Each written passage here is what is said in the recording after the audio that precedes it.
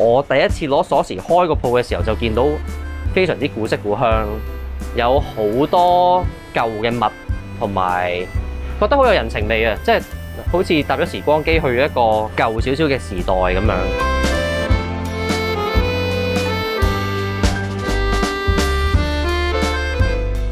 我叫 Henry 啦，就係大和堂咖啡店嘅負責人。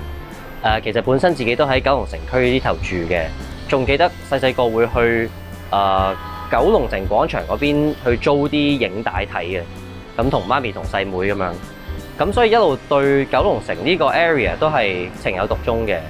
咁點解有呢個 project 咧？就係其實都算係一個好天時地利人和嘅機遇啦。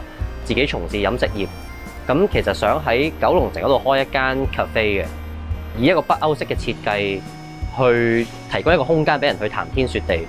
咁原來知道呢間鋪咧係之前係做中藥行啦，係一個參茸藥行啦。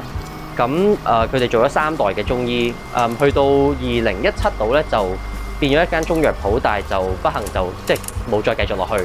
忽發奇想就話，不如我就將我咖啡店呢個 concept 試下擺喺呢度啦。咁成件事就係咁樣去進行，就開始咗呢個計劃咯。我諗一開閘入到去，其實係有成千上萬嘅物件啦、舊物啦。咁最搶眼當然就係百子櫃啦。咁亦都覺得係好 iconic， 即係呢一個應該點都要保留。我哋係真係專登揾咗一個木工咧，係做開呢種木櫃嘅。咁因為都買少見少啦，咁所以都要好小心咁樣將每一個櫃桶拆落嚟，將啲木去翻身，先至做到呢個效果出嚟。譬如斬藥嗰啲刀就做食肆就未必用到啦。咁但係譬如啲藥樽又會保留翻裝咖啡豆啦。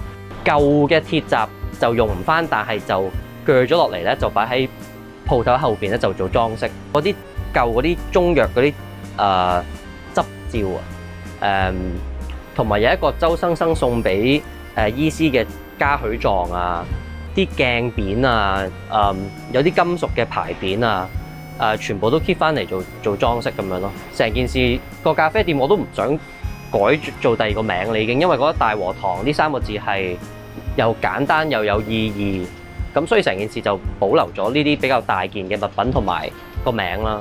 當佢呢個地方身為一個藥行，未必可以繼續落去，但係佢活化咗做一個咖啡店，呢個故事性可以延續到落去。我諗呢個故事性係最吸引到啲街坊同埋所有嘅客人會嚟嘅一樣嘢啦。係，雖然九龍城舊區會重建，但係我諗每一個地區其實係需要去進步嘅。如果能夠保育到或者活化到 keep 到份人情味，咁當然係最好啦。個人比較 nostalgic 啊，成日好懷念過去嘅嘢咧。咁所以我對老店嗰份特別嘅情懷，嗰份精神，我係自己係佩服，同埋所以就更加鼓勵到我會去繼續大和堂呢個 business 咯。